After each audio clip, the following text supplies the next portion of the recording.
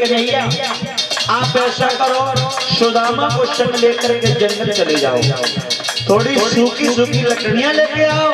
तो भगवान कन्हैया ने बात कही, मैया इस बात की चिंता है, जिसके पास सुदामा जैसा मित्र हो।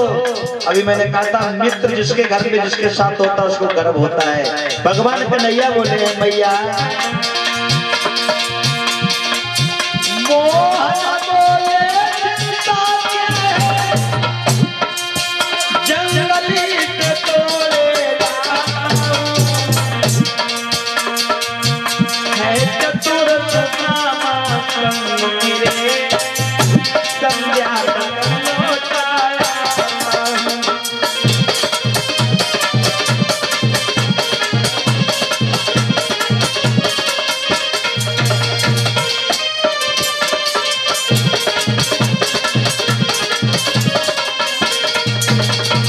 भगवान कन्हैया और सुदामा जब चले हैं तो आज मैया गुरु मैया ने सुदामा को थोड़े चना बांध दिए और कही, लला तुम दोनों जा रहे हो, जब भूख लगे तो दोनों चब लेना।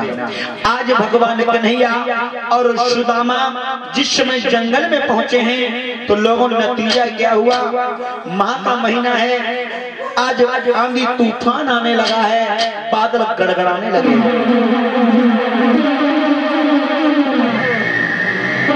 बादलों की गड़गड़ाहट हुई, आंधी तूफान आने लगा।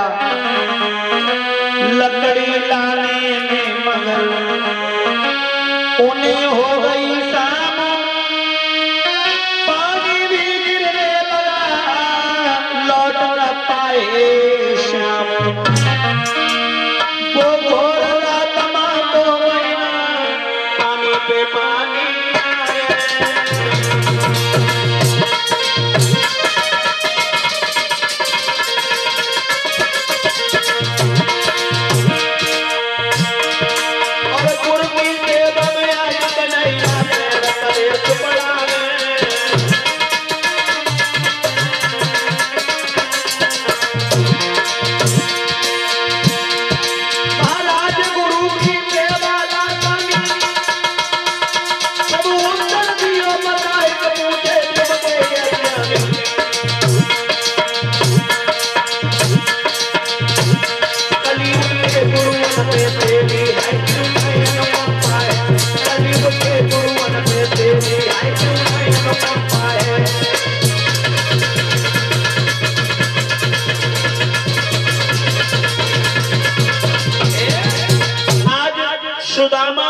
नीचे बैठे हैं, भगवान कन्हैया वृक्ष पे है।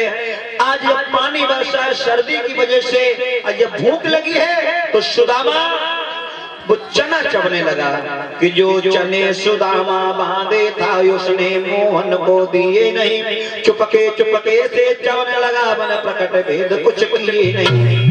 मोहन ने कट कट शब्द सुना, बोला भैया क्या खाता है, कुछ कुछ हो तो निकमों को दे दे, भूखन दम निकला जाता है। आज सुदामा ने भगवान कन्हैया के शब्द सुने हैं तो सुदामा कहने लगा, कन्हैया पागल हो गए हो? अरे इतनी तेजी से बारिश हो रही है, इतनी तेजी से सर्दी है, इसकी वजह से हमारे दांत बज रहे हैं, दांतों का बजना तुम्हें कटकट सुनाई दे रहा है। आज सुदामा झूठ बोल गए। अरे कपटी बोला क्या लगता है, दांत को सीत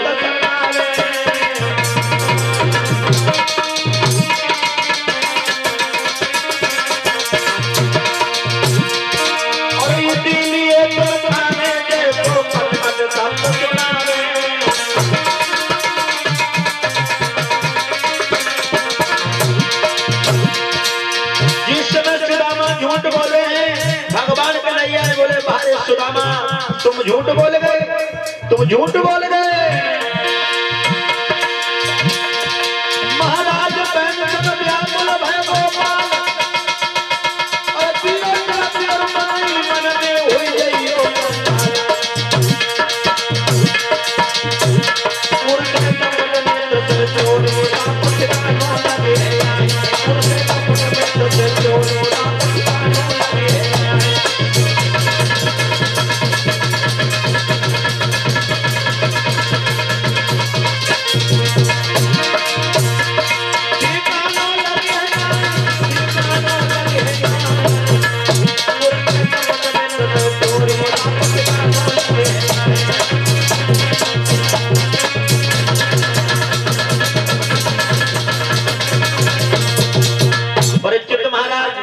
विद्वान कहते भगवान ने श्राप दिया, भगवान ने श्राप नहीं दिया था, भगवान ने संकेत किया था कि गोरस से कपट और मित्र से चोरी और कह हुए निर्धन कह हुए कोड़ी।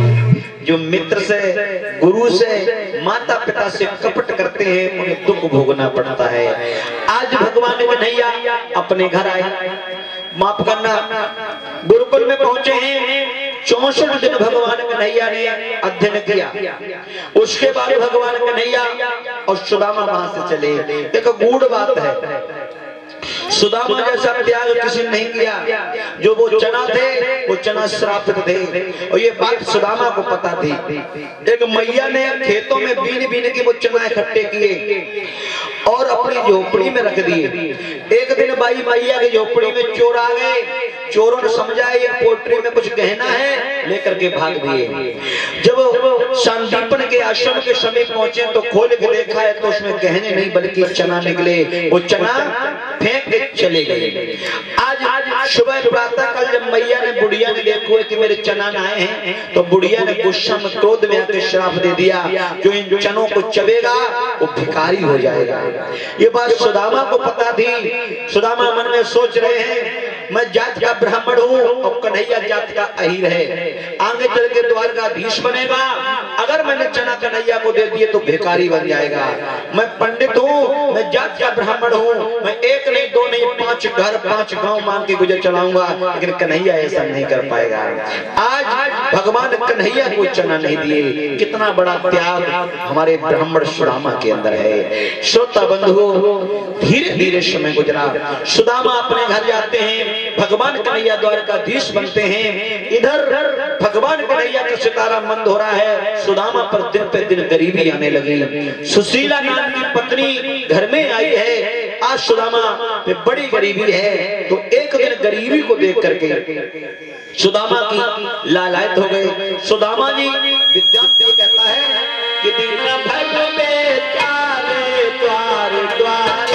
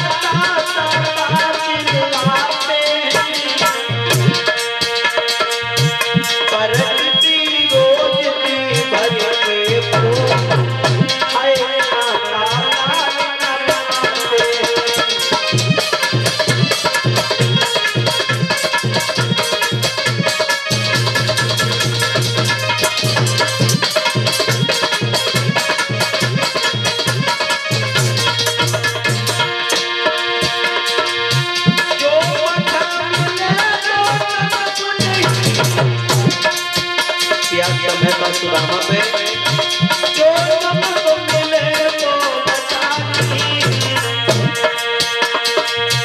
तो घरो माता घरो माता लोटे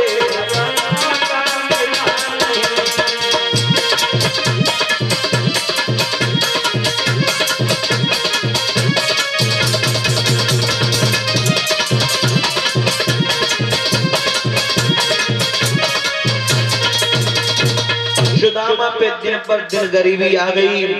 इतनी गरीबी आई है कि 2 वक्त की रोटी भी नसीब नहीं होती। परीक्षित जी महाराज, सुदामा का नियम था, 1 घर मांगते थे, 2 घर मांगते थे, 3 घर मांगते थे, 4 घर और 5वां घर। अगर 5वें घर तक भिक्षा मिलती तो ठीक है, अगर भिक्षा नहीं मिलती तो सुदामा सारा दिन भूखे रहते थे। भिक्षा मिल भी जाती थी तो पहले ठाकुर जी का भोग लगाते थे, उसके बाद अपने अपने पेट की पूजा करते थे। एक दिन जब ज्यादा गरीबी आई है सुदामा पर, तो आज मैया सुशीला भावनी सुदामा की पत्नी और सुदामा आंगन में बैठे हैं और एक ही बात कर रहे हैं, सैया क्या बात है, हमने तुमने ऐसे कौन से